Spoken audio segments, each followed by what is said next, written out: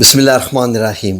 ناظرین، آپ لوگوں نے شاید غور کیا ہوگا یا نہیں کہ قرآن الکریم کی جو آخری دو صورتیں ہیں، سورہ الفلق اور سورہ الناس، ان میں بڑی ایک خاص بات ہے، ایک بڑی خاص ترتیب ہے۔ یہ پناہ کی صورتیں ہیں۔ کن کن چیزوں سے پناہ کی ہے؟ اگر آپ غور کریں تو سورہ الفلق 4 قسم کی چیزوں سے پناہ ہے، جبکہ سورہ الناس صرف ایک قسم کی چیز سے پناہ ہے۔ یعنی وہ جو ایک چیز ہے وہ ان 4 چیزوں پہ بھاری ہے۔ اگر آپ غور کریں تو سورہ الفلق کو اگر آپ کھول کے دیکھیں تو سورہ الفلق میں قل اعوذ برب الفلق من شر ما خلق، یعنی کہ خلق کے جو شر ہے اس سے پناہ مانگی گئی ہے۔ ومن شر غاسق اذا وقب، یعنی کہ جو اندھیرا چھا جانے والے سے، جب اندھیرا چھا جاتا ہے۔ آپ کو معلوم ہے نبی کریم صلی اللہ علیہ وسلم نے فرمایا کہ جیسے ہی اندھیرا چھانا شروع ہوتا ہے تو وہ ساری مخلوق باہر نکل آتی ہے جس کو آپ نہیں دیکھ سکتے۔ اپنے بچوں کو گھر میں بلا لیا کریں، اندھیرا چھانے سے ایک مخلوق نکلتی ہے۔ وہ ایک بات کا دوسرا ٹاپک ہے۔ اور دوسرا وَمِن شَرِّ النَّفَّاثَاتِ فِي الْعُقَدِ، اور ان عورتوں سے جو گنڈوں پر پڑھ کر پھونکتی ہیں، یعنی جادو کرنے والی عورتوں سے۔ تو یہ ہوگی تیسری پناہ۔ وَمِن شَرِّ حَاسِدٍ اِذَا حَسَد، یعنی کہ حسد کرنے والے کی برائی سے، شر سے جب وہ حسد کرنے لگے۔ یہ تو ہو گئے 4 قسم کی شر جو کہ سورہ الفلق میں ہے۔ اب سورہ الناس کی بات کریں تو اس میں ایک ہی قسم کا شر ہے جس سے پناہ مانگی گئی ہے، اور اسی پہ قرآن کریم کا اختتام ہو رہا ہے۔ وہ ایک قسم کا شر ان 4 سے بھاری ہے، یعنی جادو، جنات سے بھی جادو سے بھی بھاری ہے، کالے جادو سے بھی پڑھ کے گڈھوں پہ حسد کرنے والوں سے بھی بھاری ہے، اور باقی جو پہلے کے بتائے گئے ہیں کہ خالق سے بھی، جو تمام مخلوق ہے اس سے بھی، ٹھیک ہے جی، اور اندھیرا چھانے سے بھی۔ اب سورہ الناس کی بات کریں تو قل اعوذ برب الناس مالک الناس الہ الناس، یہ دیکھیے من شر الوسواس الخناس، یعنی کہ یہاں پر جس سے پناہ مانگی جا رہی ہے وہ خناس ہے۔ خناس کیا کرتا ہے؟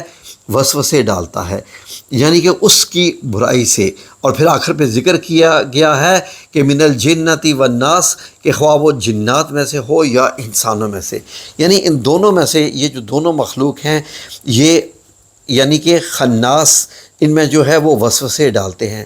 فار ایگزامپل ناظرین، خناس کی یہ بھی تعریف کی جا سکتی ہے کہ کانوں میں آ کے پھونک جانا، یعنی کوئی ایسی بات بتا جانا جس سے انسان کے دل میں وسوسہ پیدا ہو جائے۔ وسوسہ ایسے بھی ہے، فار ایگزامپل کہ آپ کو، چھوٹی اپنی مثال دیتا ہوں، آپ کو میرا چینل اچھا لگتا ہے، آپ کو میری ویڈیوز اچھی لگتی ہیں، کوئی بندہ آپ سے کہہ دیتا ہے نہیں یار یہ بندہ تو مجھے مطلب دینی بندہ لگتے ہی نہیں ہے، اس کی ویڈیو کو تم چھوڑ دو، تو اس بندے کی ویڈیو کو دیکھو۔ وہ اب اس نے آپ کے دل میں ایک جو ہے وہ میرے خلاف ایک بھڑکا دیا، متنفر کر دیا، وسوسہ ڈال دیا، اور آپ نے مجھے دیکھنا چھوڑ دیا۔ یہ ایک فار ایگزامپل ہے۔ میاں بیوی کا رشتہ بڑا خاص ہے اسلام میں۔ شیطان کا سب سے بڑا وار جو ہے وہ میاں بیوی کے رشتے پر ہوتا ہے۔ کوئی بیوی کی سہیلی یا بہن یا رشتہ دار آتی ہے اور اس سے کہتی ہے کہ تمہارا میاں گھر لیٹ آتا ہے اور اس کا فون چیک کرو، اس کے یقیناً کوئی نہ کوئی اور بھی معاملات ہوں گے، تم نظر نہیں رکھ رہی ہو، ہمیں لگ رہا ہے کہ تمہارے میاں کے جو ہے وہ غیر عورتوں سے معاملات ہے۔ اب وہ بیوی کے دل میں ایک وسوسہ آ گیا، اور جو دونوں میں وہ انڈرسٹینڈنگ تھی، جو ایک خوشحالی کی زندگی گزر رہی تھی، اب اس میں فرق آ گیا۔ اب بیوی نے میاں پہ شک کرنا شروع کر دیا، اب دونوں میں لڑائی جھگڑے ہو گئے۔ میاں اپنی صفائیاں دیتا رہے گا اور بیوی کہے گی نہیں کچھ نہ کچھ تو ہے جو آپ نہیں بتا رہے ہیں۔ یہ بات ایک چیز کی نہیں ہے۔ فار ایگزامپل اگر دین میں بھی آپ بات کریں تو دین میں بھی ایسے ہی ہوتا ہے کہ کوئی ایک امام آپ کو اچھا لگتا ہے، کوئی ایک جگہ پر آپ کے کسی ایک بندے کی تلاوت اچھی لگتی ہے، کوئی بھی دنیا کی چیز کی مثال بھی آپ لے جا سکتے ہیں، کوئی آ کے دل میں آپ کو جناب جی کھٹکھٹا پیدا کر دیتا ہے۔ فار ایگزامپل رشتہ داروں میں یہ سب سے زیادہ پایا جاتا ہے۔ رشتہ داروں میں یہ پایا جاتا ہے کہ لوگ کیا کہتے ہیں کہ یہ دیکھو وہ تمہارے خلاف یہ باتیں کر رہا تھا، اس نے تو یہ بھی کہی تھی تمہارے بخلاف۔ اب فار ایگزامپل آپ کے اور اس رشتہ دار کے بیچ میں تعلقات بہت اچھے ہیں، دونوں میں اچھی انڈرسٹینڈنگ ہے، لیکن کیا ہوا کہ اب ایک بندے کے کہنے سے اب آپ کے دل میں اس بندے کے لیے وسوسہ پیدا ہو گیا ہے کہ وہ آپ کے خلاف باتیں کرتا ہے۔ اب آپ نے کیا کہنا شروع کر دیا کہ نہیں جی وہ میرے رشتہ دار تو میرے خلاف ہیں، میرے رشتہ دار تو یہ ہیں۔ اب اس وسوسے کے آنے سے کیا ہو گیا کہ آپ کے اور اس کے بیچ میں متنفر ہوگے، اب آپ کے دل میں اس کے لیے نفرت پیدا شروع ہوگی۔ یہ کسی بھی جگہ پر، کسی بھی مقام پر، دوستوں میں یا کسی مطلب عام سہیلیوں میں، میاں بیوی میں، مطلب پیرنٹس میں بھی، کسی جگہ پر بھی ایٹ اینی لیول ہے۔ ناظرین، الذی یوسوس فی صدور الناس من الجنۃ والناس، اب اس پہ غور کریں تو اس کا مطلب یہ ہے کہ خواہ وہ جنات میں سے ہے یا انسانوں میں سے ہے۔ انسانوں کی تو مثال میں نے آپ کو دے دی کہ کوئی انسان آپ کے پاس آتا ہے اور متنفر کر کے چلا جاتا ہے، غلط گائیڈ کر کے چلا جاتا ہے، لیکن جنات بھی آ کے کان میں پھونک کے خسر پھسر کر کے چلے جاتے ہیں اور آپ کے دل میں وسوسہ ڈال دیتے ہیں۔ جو دل کا وسوسہ ہوتا ہے یہ ایک قسم کا محبت کو، ایمان کو، رشتوں کو کمزور کرتا ہے۔ فار ایگزامپل یہ جنات کن میں سے بھی ہو سکتے ہیں؟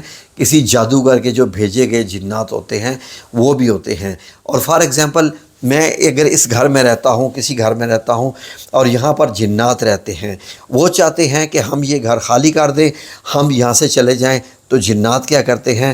سارے گھر کے افراد کے کانوں میں خسر پسر کرتے رہتے ہیں، ایک دوسرے کے دل میں وسوسے ڈالتے رہتے ہیں، گھر میں لڑائی جھگڑے مار کٹائی یہاں تک نوبت آ جاتی ہے، اور یہاں تک نوبت آ جاتی ہے کہ سب لوگ گھر کو چھوڑ کے جانے کا سوچنا شروع کر دیتے ہیں، اور آخر کار سب گھر چھوڑ کر چلے جاتے ہیں اور جنات اپنا قبضہ اس گھر پہ کر لیتے ہیں۔ یہ ان کے پاس سب سے بڑا طریقہ ہوتا ہے جب یہ گھر سے کسی کو نکالنا چاہتے ہیں۔ تنگ بھی کرتے رہتے ہیں، لیکن جو دلوں میں وسوسے ہوتے ہیں نا لڑائیوں کی وجہ سے، جس کی وجہ سے لوگ گھر سے چھوڑ کر چلے جاتے ہیں، تو وسوسہ ڈالنا یہ سب سے خطرناک ترین عمل ہے، جس کی وجہ سے قتل و غارت ہو جاتے ہیں، تھانوں تک مسئلے پہنچ جاتے ہیں۔ فار ایگزامپل بعض دفعہ بیویاں اپنے خاوند کے دل میں وسوسے ڈالتی ہیں کہ دیکھو تمہاری بہن نے، تمہارے بھائی نے، تمہاری ماں نے یہ بات کر دی، اور دیکھو میں نے تو کچھ کیا بھی نہیں، میں تو بیچاری سارا دن کام کرتی رہتی ہوں، تو اب یہ دیکھ لو انہوں نے میرے ساتھ ایسا کیا ہے۔ اب وہی شخص اپنے ماں باپ پیرنٹ سے، بہن بھائیوں سے نفرت کرنا شروع کر دے گا، جھگڑے شروع اور سپریشن۔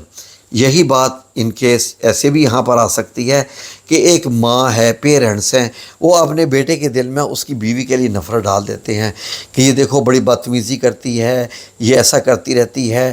بعض دفعہ تو یہ بھی کہہ دیتے ہیں یہ وہاں بھی جاتی ہے، یہ پتہ نہیں کہاں کہاں جاتی ہے، تم آفس میں ہوتے ہو تو یہ وہاں جاتی ہے، تم پردیس میں ہوتے ہو تو یہ زیادہ وقت باہر رہتی ہے، رشتہ داروں کے گھر میں گھومتی پھرتی رہتی ہے، اس کے ساتھ اس کے زیادہ اچھے تعلقات ہیں، وغیرہ وغیرہ۔ یہ بھی جو ہے وہ الخناس کا عمل ہے، یعنی وسوسہ ڈالنے کا عمل ہے۔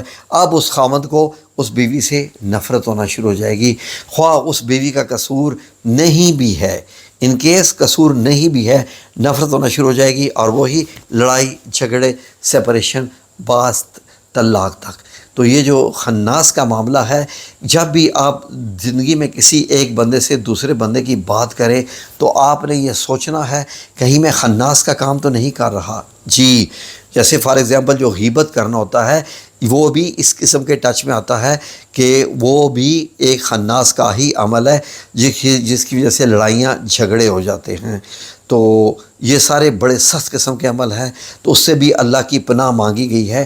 ان دونوں صورتوں کو صبح اٹھ کے بھی اور رات کو سونے سے پہلے بھی کم از کم منیمم 3 بار ورد کر کے، اپنے ہاتھوں کے اوپر دم کر کے، اپنے چہرے پہ ہاتھ پھیر لیا کریں، یعنی اس کو کہتے ہیں اپنے آپ کو دم کرنا۔ اور 10 بار سورہ الاخلاص بھی ضرور پڑھا کریں، سورہ البقرہ کی آخری 2 آیات، اور سورہ الفاتحہ 7 بار۔ ناظرین، اگر آپ روزانہ رات کو یہ عمل کر کے سوئیں گے، اپنے آپ کو ان صورتوں کا دم کر کے سوئیں گے، تو کسی قسم کا بھی خناس آپ کے دل میں وسوسہ نہیں ڈال سکے گا، اور باقی بھی انشاءاللہ آپ پناہ میں آ جائیں گے۔ جو پہلے 4 قسم کے شر تھے، جن میں کالا جادو وغیرہ، جنات، حسد اور رات کے اندھیرے چھا جانے وغیرہ سے یہ تمام چیزیں شامل ہیں۔ اللہ رب العزت ہمیں ہر قسم کے شر سے محفوظ رکھے، آمین یا رب العالمین۔